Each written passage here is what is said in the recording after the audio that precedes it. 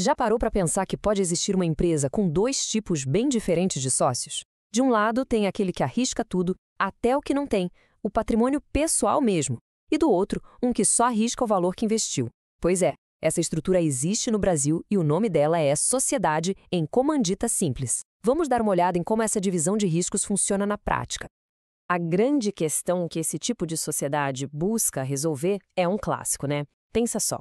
De um lado, tem alguém com todo o conhecimento para tocar o negócio, mas talvez sem a grana. Do outro, tem um investidor com o capital, mas sem tempo ou até mesmo vontade de se meter na gestão do dia a dia. Como é que a lei consegue juntar essas duas pessoas de um jeito que funcione para todo mundo? E a resposta é justamente essa: a sociedade em comandita simples. Ela foi, desenhada para isso, para criar um tipo de contrato que une esses dois perfis, deixando bem claro, preto no branco, qual é o papel e principalmente qual é a responsabilidade de cada um na história. Então, o ponto central, o coração da coisa toda, é entender a diferença entre esses dois tipos de sócios. Toda a lógica da comandita simples vai girar em torno dessa separação.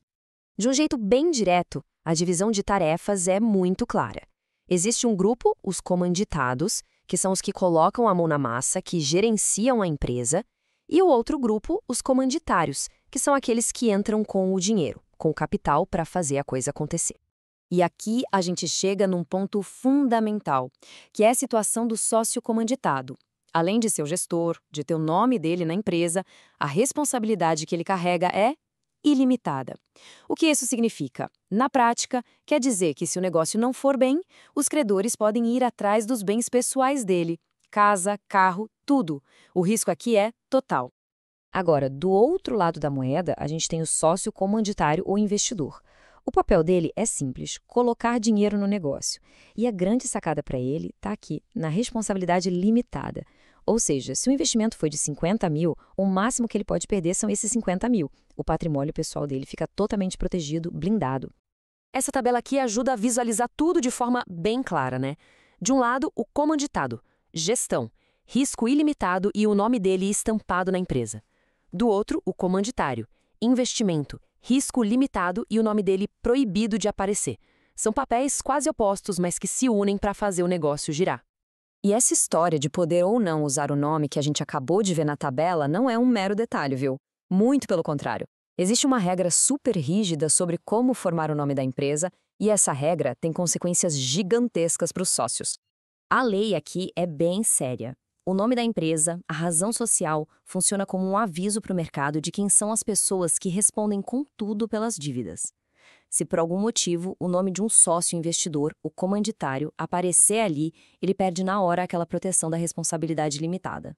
É uma penalidade bem pesada, justamente para garantir que essa divisão de riscos seja sempre transparente para todo mundo. Para ajudar a gente a gravar bem esse conceito, vamos usar uma metáfora bem simples do mundo dos esportes. A lógica é exatamente essa. Os comanditados são jogadores lá no campo, correndo, suando a camisa, assumindo todo o risco do jogo. Já os comanditários, eles são como os patrocinadores. Eles dão um apoio financeiro, mas ficam ali, assistindo da arquibancada, com o risco deles bem definido, limitado ao valor que eles investiram. Bom, tudo isso leva a gente a uma pergunta bem importante.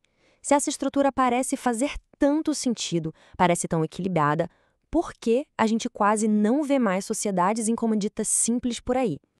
A resposta está na própria evolução do direito empresarial. Com o tempo, surgiu um modelo mais seguro e mais flexível para todo mundo. A sociedade é limitada, a famosa LTDA.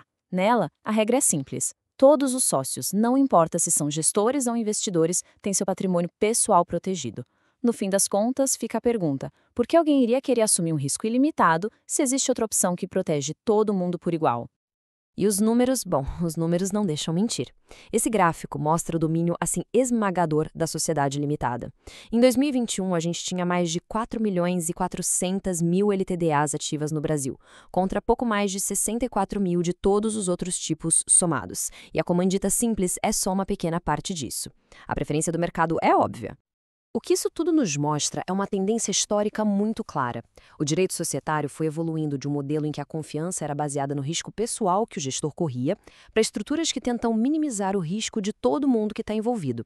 A ideia é incentivar o empreendedorismo sem precisar que alguém aposte literalmente a vida nisso. Então, para a gente amarrar tudo, a comandita simples foi uma solução bem inteligente para juntar quem gerencia e quem tem o capital. Tudo baseado numa divisão de riscos bem definida. E mesmo que hoje em dia seja uma raridade, conhecer essa estrutura nos ajuda a entender a evolução das leis de empresas e por que os modelos que a gente usa hoje são do jeito que são. E para terminar, fica uma reflexão. Nesse mundo de hoje, de startups, de investidores anjo, fundos de venture capital, onde essa separação entre quem gere e quem investe é tão comum, será que não teria espaço para uma versão moderna dessa ideia de risco dividido ressurgir, adaptada para os nossos tempos? É algo para a gente pensar.